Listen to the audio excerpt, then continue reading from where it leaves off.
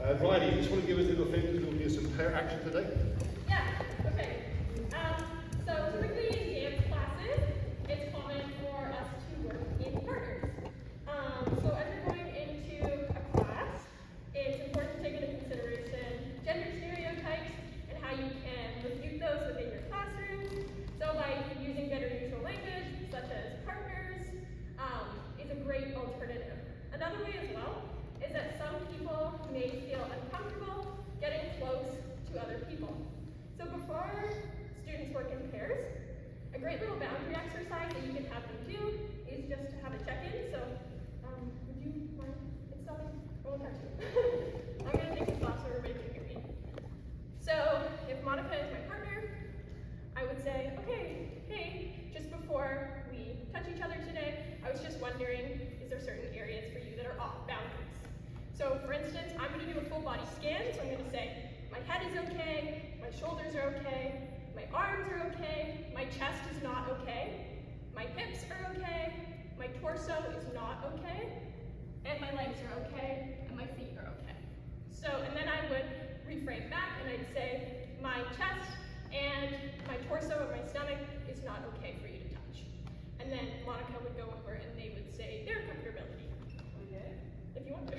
My head's okay, my shoulders okay, my torso is okay, my hips are not okay, my legs are okay, and my feet are okay.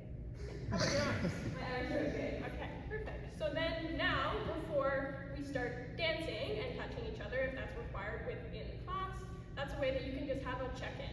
And as well, you can encourage students to stop halfway through and assess these boundaries if something's not working for them. So this is a way to encourage body autonomy while also, making sure that both people that are participating feel comfortable. And then once they feel comfortable, they can participate to the full extent, right? So, easy check-in. Now, just start with a very simple step, so an action word. And we're going to do this in a very command style. So we're going to do exactly what I'm doing. So I want you to get your right foot up, heel on the ground, then toe. Notice it's pointing, heel, toe, heel, toe. Very good. Now I just made it more complicated. We're going to do this a little bit of bounce. So start with the point and go heel, toe, heel, toe, heel, toe, heel, toe. Nice. And stop. Now when you do that, make sure you hit the same spot. You're not moving around, it's in the same spot.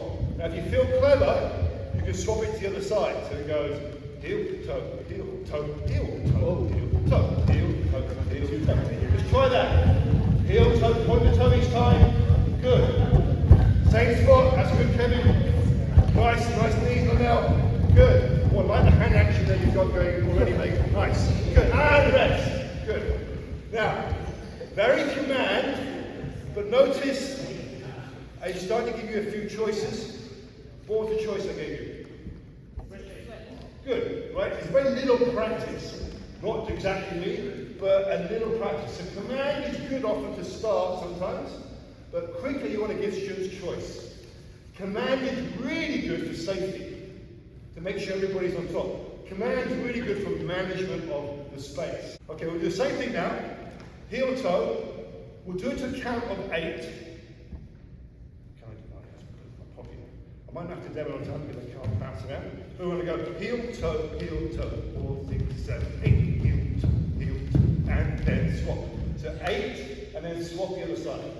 So you ready? So the extension I'm doing now is what? What am I adding? A count, right? So the extension is a relationship. And that really hurt my knees, so I'm going to start doing it less than that.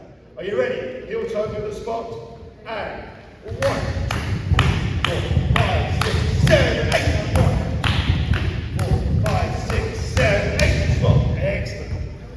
Now, you've got the idea, heel toe. Can you, as you're doing heel toe, change direction? So not always facing forward. So if you feel comfortable and then do the sets of 8, change your direction. If you feel really clever, can you move as you do the heel toe?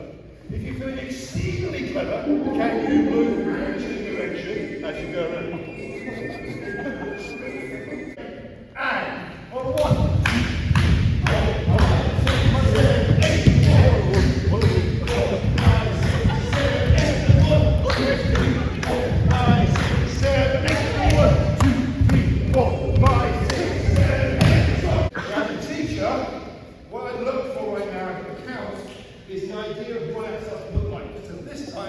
Right, Megan, can you just do what you did, the sets of 8? Because when you see how she's trying to move and follow the directions and pathways here. Are you ready? Wait, And. wait. In a spot? No, do what you did, change direction and pathways. And. 1, 2, 3, 4, 5, 6, 7, 8, and 1. 4, 5, 6, 7, 8. Notice how Megan, I think she's really light, right? And also, with her arms here, she's starting to get a shape to it. So I want you to think about what can I do with my arms and keep that light sensation that Megan has. 4, 5, 6, 7, 8. What I'm doing to give you ideas. Who's now modeling? Right, so I'm setting tasks, I'm pulling out, and every time I pull out, I'm emphasizing the effort quality, how she was doing it, a little bit of the arms, then I emphasize the body parts, how they can do it, plus it's a nice flow. So I'm giving you all references of what quality does look like. Make sense? So I'm going to add another step. This one, we're always going straight, going back to command, and we're going to do what's called a heel lift. So we're going to lift up to our rear end, our heel, so it goes like this. 1, 2, 3, 4, 5, 6, 7, 8. How many yourselves 1 and 2? Number 1's put your hands up. Ones you're going to dance first. Okay? So ones, I want you to think about a good clear beginning, a good clear finish, and a nice flow between the movements. And the flow is that you shift from one to the other. 2s, I want you to watch. What's their finish start like? What's their end start? How well do they get the flowing movements? When they finish, you give feedback on what works really well and what might be sense of work to improve. You got it? So 1's you're going to dance. 2's you're going to watch. Are you ready? And go. 1, 2, 3, 4, 5, 6, 7, 8, and 1, 2, 3, 4, 5, 6, 7, 8, and 1, 2, 3, 4, 5, 6, 7, 8, and 1, 2, 3, 4, 5, 6, 7, 8. Finish. Movements were together. One thing I'd add, they would be a bit lighter on the feet, and then like get some upper body, and you know what I mean, like get like some seat. Yeah, like yeah, you're just in the current. It's like you're looking like you're sitting in sand or something. Yeah. Nice. Okay. Through the observer, you talk to them, have a conversation that they're doing. Try to see what it is they're picking up on, or just adding some ideas. Oh, that's really good. Remember, say that to them, right? And so you're helping them give feedback. What I want you to do is imagine the fingers are your feet. So when you're doing a heel lift, it's like, so you go heel, heel, lift, and when it's back, you can go. So you're going to try to use your fingers to represent the movements. I want to see if you can hear the music and do it sensibly. I'll be looking and thinking, you can emphasize this task out. The idea at the end will be when you perform, I'll pair you up with another group, and they're going to try and see if they can guess which theme you are emphasizing in your dance.